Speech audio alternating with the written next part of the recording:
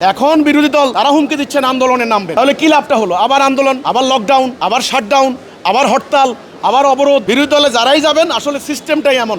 এই জন্য আমরা বলেছি সরকারি দল বিরোধী দল যতই নির্বাচন করেন, যত অভ্যুত্থান করেন, রাজনীতি করেন, ছাত্র জনতা সবাইকে বলছি আসুন না একবার আমরা এই সিদ্ধান্ত নেই, একটা আন্দোলন করি যে চলমান মানুষের তৈরি এই ব্যবস্থা বাদ দিয়ে মুসলমান হিসেবে আল্লাহ দেওয়া ব্যবস্থা কায়েম করি। জুলাই সনদ নিয়ে কিন্তু এখানে একটা বিপ্লব, ওরা বলছেন একটা বিপ্লব হয়েছে, ছাত্র জনতার একটা অভ্যুত্থান, তারা বলছেন একটা আপরাইজিং হয়েছে। এখানে চাওয়াটা কি ছিল? বৈষম্য থাকবে না।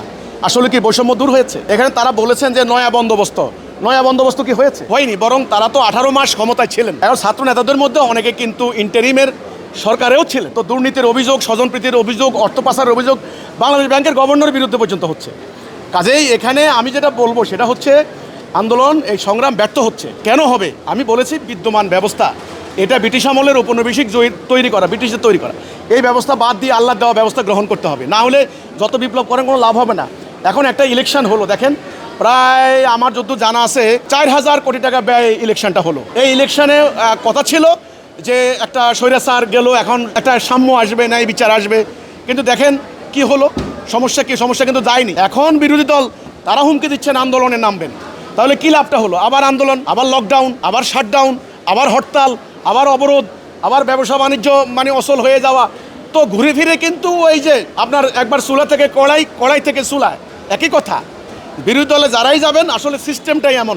এই জন্য আমরা বলেছি সরকারি দল বিরোধী দল যতই নির্বাচন করেন, যত অভ্যুত্থান করেন, রাজনীতি করেন, ছাত্র জনতা সবাইকে বলছি আসুন না একবার আমরা এই সিদ্ধান্ত নেই, একটা আন্দোলন করি যে চলমান মানুষের তৈরি এই ব্যবস্থা বাদ দিয়ে মুসলমান হিসেবে আল্লাহ দেওয়া ব্যবস্থা কায়েম করি।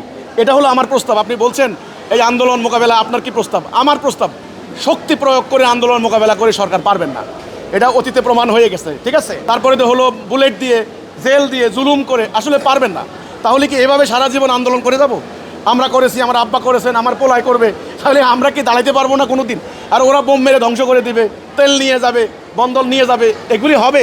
এই জন্য আমি বলছি হিজবুত তৌহিদ আন্দোলনের পক্ষ থেকে আসেন, কলেমা তাওহীদে আল্লাহ দ্বীনের উপরে আমরা ঐক্যবদ্ধ হই। এটাই হলো আমার পক্ষ থেকে সমাধানের একমাত্র রাস্তা, আর কোনো রাস্তা নাই।